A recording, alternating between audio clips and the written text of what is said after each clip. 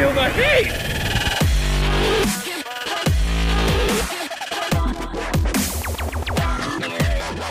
This video is being filmed with the GoPro 8, and I'm gonna be bouncing back and forth with the GoPro 7. Right now we have boost on in the GoPro 8, which lets you only have the field of view as wide, and on the GoPro 7, we have the field of view in super wide. And if you are interested in if you should upgrade from the 7 to the 8, make sure to stick around because this video is for you.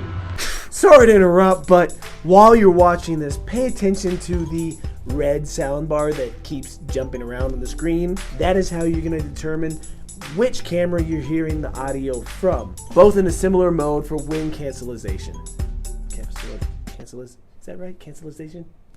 Cancel. When in this video there's shots side by side, pay close attention to the color profile of what you're seeing on the screen. And no post-processing. Both of these are in full auto everything. This is directly from the camera, what it looks like in these conditions. The other day when I did the unboxing of the GoPro 8, took it out with the sun shining, went out by the lake, compared it that way with the 7. And if you missed that video, you can check it out at this card here, or you can check the description below for the link to it. Today it's all cloudy and overcast, a little snowy, and the temperature's right around freezing. It's somewhere between 27 and 32 degrees out, and the GoPro 7 has almost always frozen up at least once filming in freezing weather. So it'll be interesting to see if either one of them freezes today.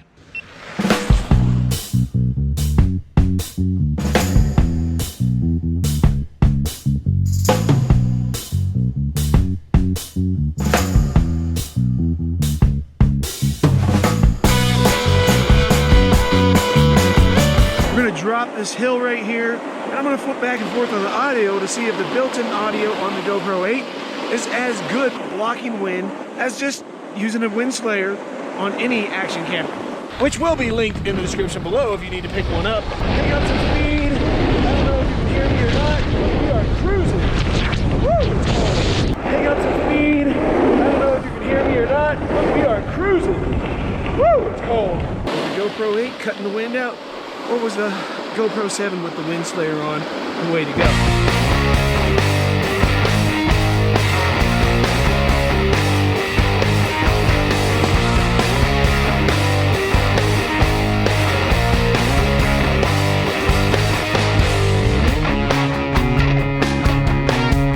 Keep in mind, this is with boost on the GoPro 8. Super view is what we're seeing on the 7, which means it should be much, much closer in to me than the 7.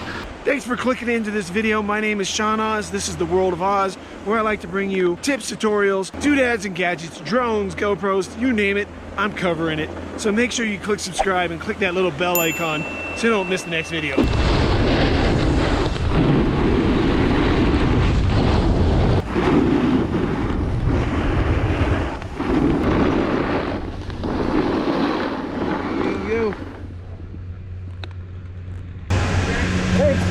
That's icy.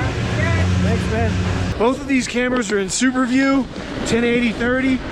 Boost is off, so now you should get a pretty good comparison on the slopes, which one is more stable. And also, at that windscreen cover, still makes the audio way better than the GoPro 8 in the auto wind blocker function that it has. This should be nothing but wind. Unless that wind blocker is just mind-blowing.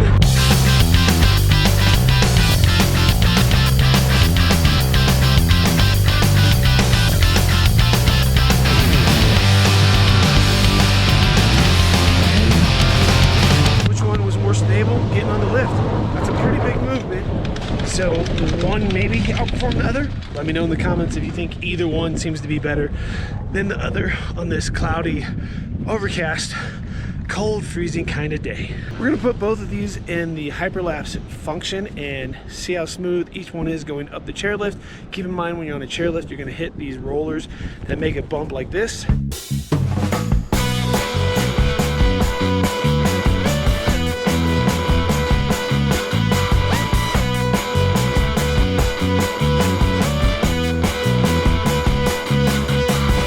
hyperlapse on the 8 has a cool little button on the back of the screen you can push, and it switches it back to real time. Another option is just to film in real time and speed it up in post, and then slow it down for the parts that you want back to regular speed. We have now switched 1080 to 120 frames a second. Both are in super view, so we're not using boost on the GoPro 8. And it is snowing, so we'll see if one of these freezes up.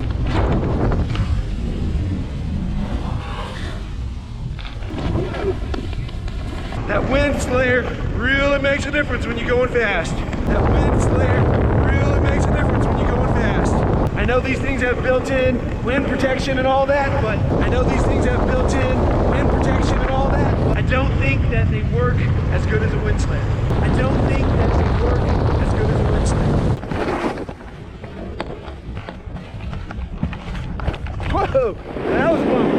That was seriously bumpy. Did either of those hold that better?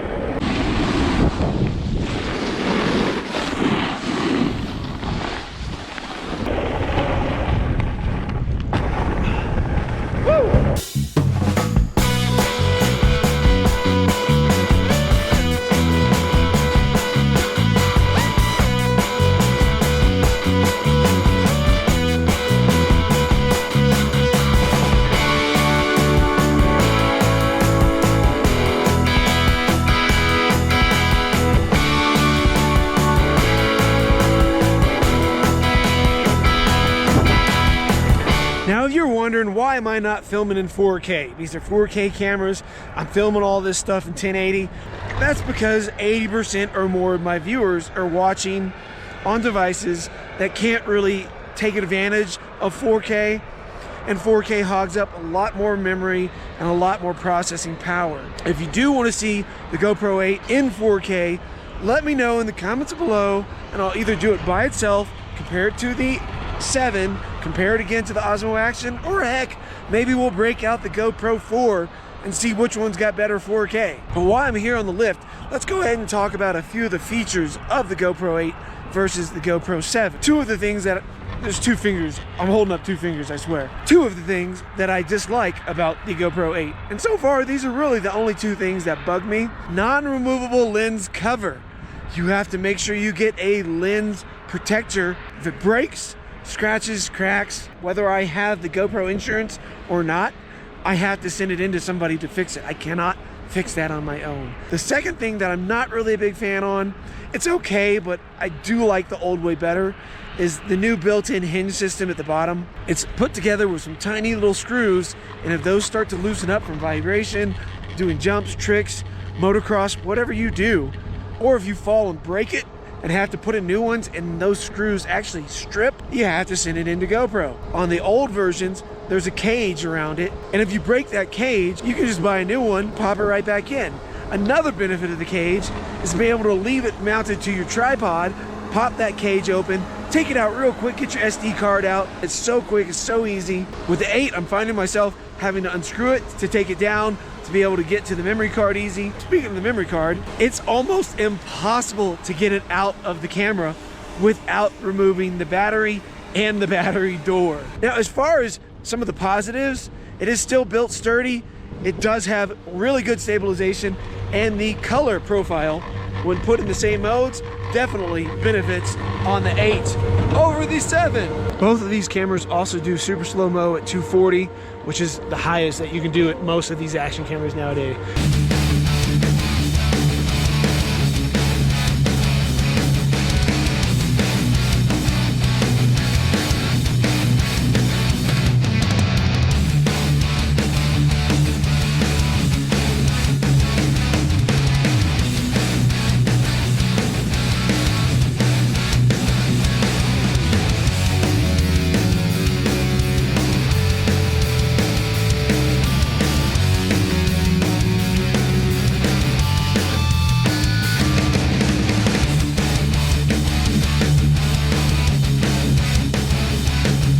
There are a lot of other features on the GoPro 8 that I am not getting into on this video. I will be doing a completed thoughts on the GoPro 8 versus the 7 and other action cameras in a separate video. If you haven't already caught the other videos that I've done on the GoPro 8, check the description below.